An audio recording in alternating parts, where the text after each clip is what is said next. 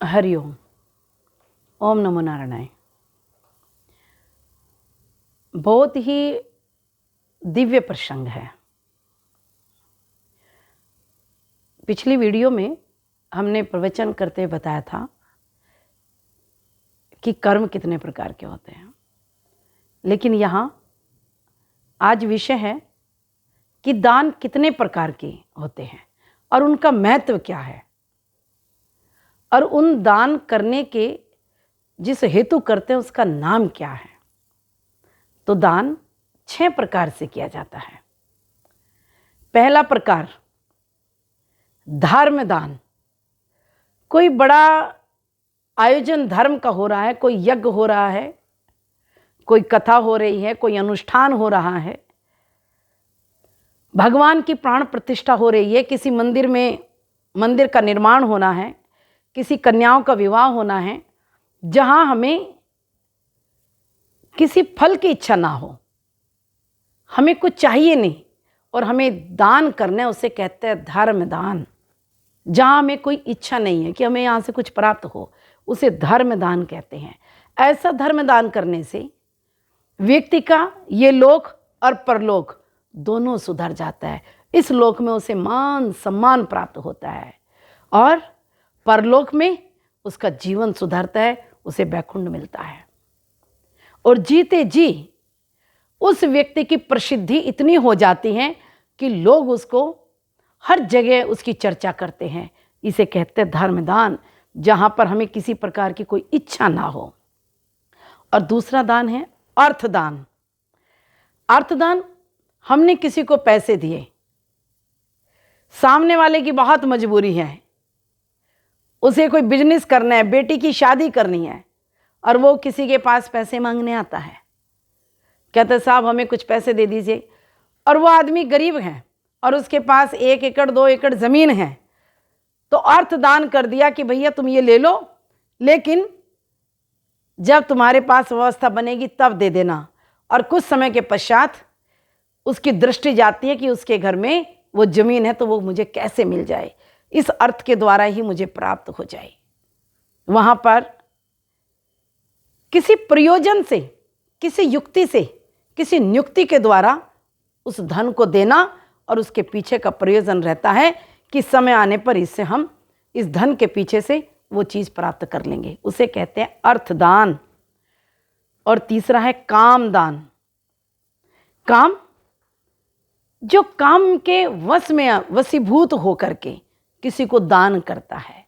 किसी ने ड्रग्स ले लिया, किसी ने शराब पी लिया, गांजा पी लिया, नशा कर लिया, चाहे वो नशा इन ड्रग्स का हो, चाहे वो नशा नारी का हो, उस मद में चूर हो करके उसकी हृदय रूपी आंखों पर पट्टी बंध जाती है उस नशे के कारण, जिसे उसे समझ नहीं आता। कुछ क्षण की स्वार्थ की पूर्ति करने के लिए वो दान कर देता है, और जब उस नशे से बाहर आता है तो वो व्यक्ति कहते हैं मैंने तो नशे में कर दिया, मुझे पता ही नहीं चला। तो ऐसा दान उस मनुष्य की गति को खराब करता है, और साथ में जो लेता है धोखे से उसके जीवन को भी बर्बादी का मार्ग दिखाता है। ये दान किसी के लिए भी अच्छा नहीं है। और चौथा दान है लज्जा दान। बहुत बड़ा कार्यक्रम होना है, इवेंट होना है बहुत बड़ा, और उसकी सभा बुलाई गई है, मीटिंग बुलाई गई है, और वहाँ पर खड़े होकर कोई व्यक्ति 50,000 की बोली लगा रहा है, कोई 1 लाख की लगा रहा है, कोई 2 लाख की लगा रहा है, कोई 50,000 की लगा रहा है, और अचानक से उस व्यक्ति को खड़ा कर देते हैं जिसके पास पैसा नहीं है, लेकिन समाज में मान प्रतिष्ठा है। मान प्रतिष्ठा को बचाने के लिए अच्छे वस्त्र पहना हुआ है, अच्छी गाड़ी रखी हुई है, लेकिन पैसा नहीं है। और लज्जा के कारण कि मेरी समाज में थू थू ना हो जाए, लज्जा के वशीभूत होकर के वो वहाँ घोषणा करता है कि 50,000 रुपये इस कार्यक्रम के लिए मैं भी दे रहा हूँ, और घर में आने के बाद पश्चाताप करता है क्योंकि पैसा उसके पास है नहीं, और उसको किसी से उधार लेकर देना पड़ेगा या कोई अपनी वस्तु को बेच कर देना पड़ेगा। ऐसा दान आत्मग्लानि महसूस कराता है। ऐसा दान आत्मग्लानि के साथ साथ में मन दुखी होता है और उसका चित्त परेशान हो जाता है, उसको भूख प्यास नहीं लगती और उसको निंद्रा नहीं आती, ऐसा दान बेचैनी उत्पन्न करता है, मन को दुखी करता है। ऐसा दान फलदायी नहीं हो सकता, ना उस व्यक्ति को और ना ही स्वयं को। जिस दान से व्यक्ति की रात की दिन का चैन छिन जाए, वो दान किस काम का। और 5वां दान है हर्ष दान। हर्ष दान किसे कहते हैं? 10 लोग मिलकर कहीं बैठे हुए बातचीत कर रहे हैं, इतने में बच्चा दौड़ कर आता है, पिताश्री मेरी नौकरी लग गई है। और इतने में व्यक्ति खुश होकर के कहता है, चलो भाई 11,000 रुपये की मिठाई बुलाइए, या 10,000 रुपये की मिठाई बुला लीजिए, या 10,000 रुपये किसी मंदिर में दान कर दीजिए, या किसी गरीब को दे दीजिए। खुशी उसके अंदर है, हर्ष उत्पन्न हो गया, मन का चित्त प्रसन्न हो गया, उसकी सारी इंद्रियाएं प्रफुल्लित हो गई, उसका सुंदर हृदय जो है ना वो परमात्मा के सीधे चरणों में चला गया। हे भगवान, आपने मेरे ऊपर बहुत अनंत कृपा किया, मेरे बेटे की नौकरी लग गई, मैं प्रसन्नचित्त हूँ, आपके यहाँ भंडारा करूँगा। इसे कहते हैं हर्ष दान। ये दान सामने वाले के जीवन का कल्याण करता है और स्वयं का भी कल्याण करता है। ऐसा दिया हुआ दान यशस्वी के पद पर ले जाता है, मान सम्मान दिलाता है।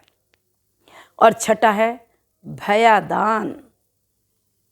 भय माने डर, जो डर करके दान करें। घर में कुछ गुंडे घुस आए और उन्होंने कहा, ये प्रॉपर्टी साहब हमारे नाम कर दो, लिख दो कि हमने आपको दान किया है, नहीं तो आपके सारे बच्चे मारे जाएंगे, नहीं तो समाज में आपको रुश्वा कर देंगे, आपके पास हमारी गलत वीडियो है उसको प्रसारित कर देंगे, आप समाज में मुंह दिखाने के लायक नहीं रहेंगे। भय से डरा करके किसी से दान करना, ये लोक भी खराब करता है और परलोक भी खराब करता है। इस लोक में उस व्यक्ति को कठोर दंड मिलता है और सामने वाला व्यक्ति भय के कारण ईश्वर को याद करता है, लेकिन उसका तो कल्याण होता है क्योंकि वो दुखी है, परमात्मा से विनती करता है। कभी भी जीवन में डर करके कोई कार्य नहीं करना चाहिए। भगवान की जो भक्ति करता है, भगवान उसे निर्भय बना देता है, उसके शरीर से डर को दूर कर देता है। जो ईश्वर को प्रेमी होगा, परमात्मा के चरणों में लगन लगा के रखेगा, उसे कभी डर नहीं लगेगा क्योंकि वो परोपकारी होगा। तो भय से दिया हुआ दान स्वयं को भी कष्ट पहुंचाता है और सामने वाले को तो अति कष्ट पहुंचाता ही है। तो हमारे जीवन में ये हमने आपको 6 प्रकार का दान बताया है। धर्म दान, अर्थ दान, काम दान, लज्जा दान, हर्ष दान और भय दान। इन दान को करने से इनकी सारा महत्व बताया है। आपको चुनना है कि आपको कौन सा दान करना है। हरिओम। ओम शांति।